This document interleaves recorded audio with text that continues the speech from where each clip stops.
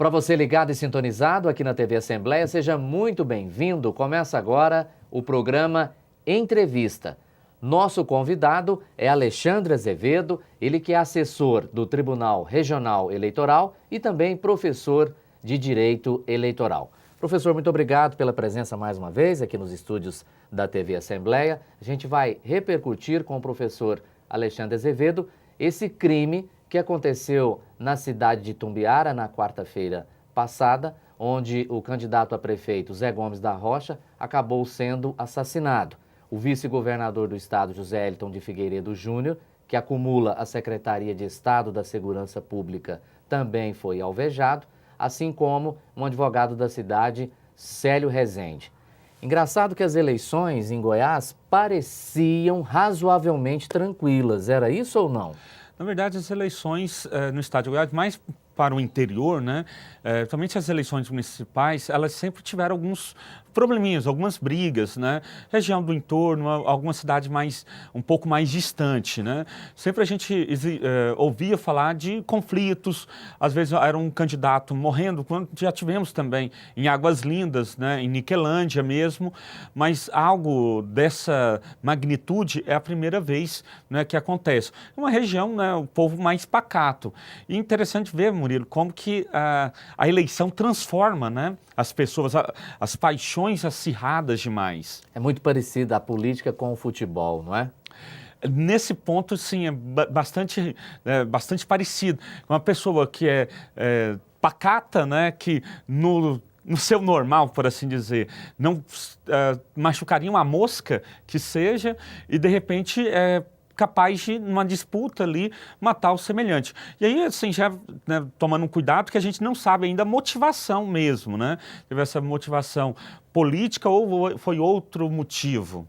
O que o senhor acha nesse episódio que pode ter acontecido? Uma motivação eleitoral ou uma motivação pessoal, alguma intriga, alguma demanda? Qual que é a tendência nisso aí, Eu pessoalmente não tenho informações suficientes, né, para me manifestar, para dar uma opinião sobre isso, né? Esperar, aguardar a Polícia Civil do Estado de Goiás também, agora o presidente do Tribunal Superior Eleitoral, o ministro Gilmar Mendes, né, requereu que a Polícia Federal também preste auxílio nas investigações. Vamos aguardar e verificar como que isso vai acontecer. Me parece que esse é o único caso que a legislação eleitoral permite a substituição do candidato, já que agora Zé Gomes está falecido. Tem um prazo para a coligação fazer essa substituição, escolher um nome, e eu já emendo uma pergunta. Quem pode e quem não pode substituí-lo nessa candidatura? Então, a legislação eleitoral ela não prevê hipótese do adiamento da eleição. A eleição somente é adiada se houver alguma inviabilidade de sua realização, né? Uma coisa mais grave, né? Exato. Vamos imaginar, né, alguma enchente no local, algum desastre natural, algo, né, dessa magnitude, né? Não acontecendo isso, o candidato falecido será substituído pelo partido dele, que tem a preferência na indicação. Esse partido pode indicar... Só um minutinho. A preferência é do partido, não da coligação, é do partido. Do partido que, no caso, que ele lá, pertencia. O PTB. Exatamente. A preferência é do PTB. A preferência do PTB poderá escolher, ou se abrir mão, aí sim a coligação poderá escolher outro nome. No caso, aqui na casa, por exemplo, há o deputado estadual Zé Antônio, que é do PTB. Ele pode ser escolhido normalmente, haja vista que ele está no parlamento. Sim, nesse caso os parlamentares não precisam de desincompatibilização, então ele poderia, né, ser escolhido.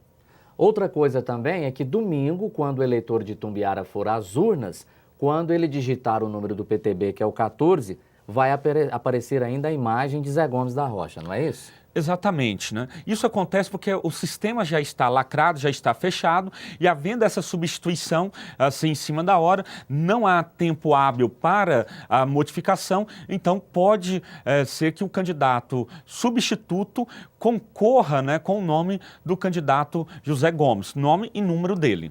Ok, professor Alexandre, só um minutinho. Nós vamos fazer um rápido intervalo. Daqui a pouco a gente volta para falar sobre outros assuntos também das eleições que acontecem neste domingo, dia 2 de outubro. Continue com a gente.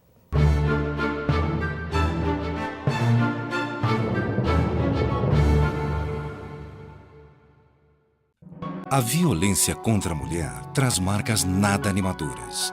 O vermelho da vergonha, o roxo da dor, o preto do luto. Mas o Sevan acredita que o futuro de toda mulher pode ser melhor, porque a consciência de todo homem sempre pode mudar. Aproveite o Dia Internacional da Mulher para dar fim ao silêncio e ao sofrimento. 3213-2233.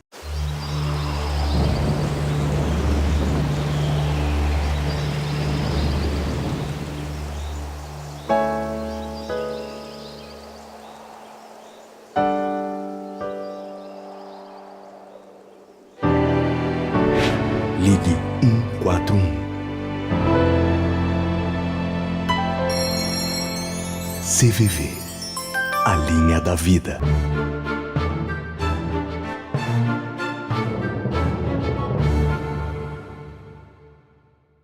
Voltamos então com o programa Entrevista aqui na TV Assembleia. Estamos recebendo o professor de Direito Eleitoral, Alexandre Azevedo, ele que também é assessor do TRE, o Tribunal Regional Eleitoral do Estado de Goiás. Se um candidato renuncia à sua candidatura a prefeito ou a vice, o partido ou coligação ele pode substituí-lo ou a legislação só prevê em caso de falecimento, em caso de morte? Qualquer situação de renúncia, desistência ou mesmo a cassação pela Justiça Eleitoral, indeferimento da candidatura pela Justiça Eleitoral, o partido pode substituir. Só que essa substituição deve acontecer até 20 dias antes das eleições. A única exceção é no caso de morte.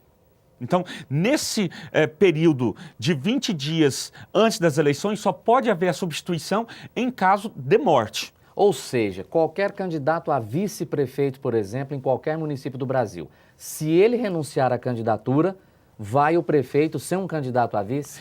Essa é uma questão interessante, porque começou aqui no estado de Goiás em 2014, você deve lembrar muito bem, né, nós tivemos um candidato, né, a vice-governador, né, que ele foi suspenso do partido e para vingar do partido ele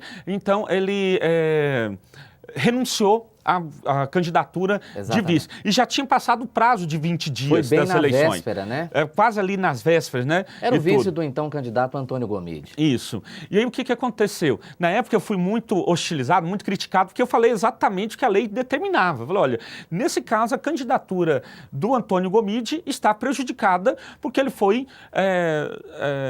houve essa renúncia, não é? E foi aceita essa renúncia. Hoje, se esse candidato renuncia, ele prejudica, né, a candidatura do titular. Por isso, há alguns meses, escrevi um artigo onde que eu defendo a seguinte tese. O candidato a vice, ele pode renunciar a qualquer tempo, porque é um direito dele de renúncia. Sem prejuízo para o titular. Exatamente. É um direito público subjetivo, então ele pode renunciar. Porém, se ele renunciar faltando menos de 20 dias para as eleições, sem que haja uma justificativa, ocorre o abuso do direito. O abuso do direito é quando eu ao exercer o meu direito, prejudico um terceiro inocente. Eu não posso exercer o meu direito e prejudicar outro. Para eu exercer o meu direito prejudicando a outro, eu tenho que ter um justo motivo. Essa é uma tese que eu defendo, mas ainda apenas academicamente, né? Porque não teve nenhum caso levado ao judiciário ainda este ano. No caso em 2014, a Justiça Eleitoral interpretou que aquele dispositivo da lei não poderia ser aplicada naquele ano, mas pode ser aplicada já nesse ano. Então, chegando a alguma coisa, vamos ver como que a Justiça Eleitoral vai se posicionar. Nesses 20 dias que o senhor citou aí, se houver uma renúncia do titular, ou seja, de um candidato a prefeito, o vice assume essa candidatura automaticamente ou nem tanto? Aí o vice já perdeu também, né? Porque aí a questão mais para o titular. O titular, ele que está o nome dele indo ao cargo. E nós já tivemos um caso aqui, né? Acho que na primeira eleição do Marconi, em 98, salvo engano. Renúncia? Uma renúncia no rádio, na TV. Em 2002, uma entrevista na TV Anhanguera. Isso. Entrevista na TV Anhanguera, na reeleição então dele, né? Isso. O candidato renunciou não é, ao vivo, no ar. Ao vivo, no ar, para apoiar exatamente o Marconi. Nesse caso, como ele é o titular, ele pode renunciar sem nenhum problema. Né? Mas porque ele é o nome era um dele. bom tempo antes ainda, né? Isso, foi um bom tempo, a legislação No também caso era dos 20 outra. dias, professor, o vice assume essa candidatura majoritária ou não? O vice a lei não permite assume, ou não? Não permite que ele assuma. Ele fica prejudicado e aí vai também. ficar prejudicado. Professor, aproveitando sua presença aqui, quais são as obrigações do eleitor de agora, nesse período que antecede as eleições? O que é que ele pode e o que é que ele não pode? A primeira coisa que ele não pode em tempo algum, né, é vender o voto. Eu costumo falar que o eleitor que vende voto, né, não vende caro, vende barato. E mesmo sendo barato, o eleitor que vende não vale aquilo que recebeu pelo voto. É crime? É crime eleitoral do eleitor e é crime também eleitoral do candidato. Inclusive, possibilita que esse candidato seja cassado, tenha o seu registro, seu mandato ali cassado ou depois.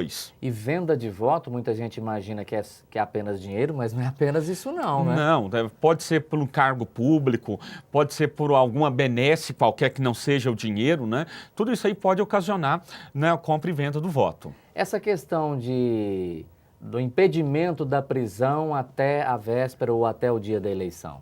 Foi bom você perguntar, Murilo, que tem que esclarecer para as pessoas.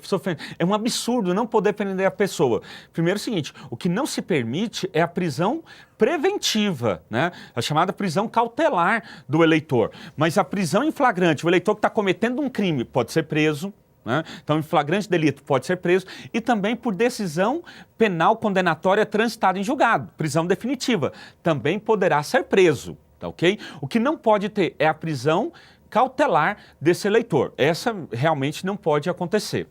Ok, para encerrarmos então, professor, uma dica sua para votar bem. Como é que se vota bem para prefeito e para vereador? Primeiro, ouça a propaganda eleitoral, veja as propostas, reflita sobre aquelas propostas, tendo dois parâmetros. Primeiro, é possível realizar aquilo? É exequível? E segundo, isso que ele está prometendo compete ao cargo dele fazer? E então, no dia da eleição, vote com consciência. Lembrando que o eleitor vai votar primeiro para vereador e depois para prefeito. Esse eleitor deve ir até o local de votação munido ali, né, de uma carteira de identidade, ou uma identificação com foto, mais o título de eleitor. Se não tiver o título, a identificação com foto já será suficiente. Ok. Estivemos então com o professor Alexandre Azevedo, ele que também é assessor do Tribunal Regional Eleitoral aqui em Goiás. Professor, muito obrigado pela presença. Nada, é um prazer. Muito obrigado. Você pode continuar nos acompanhando no canal 8 da NET, também no site da Assembleia Legislativa, al.go.leg.br/mídia/TV.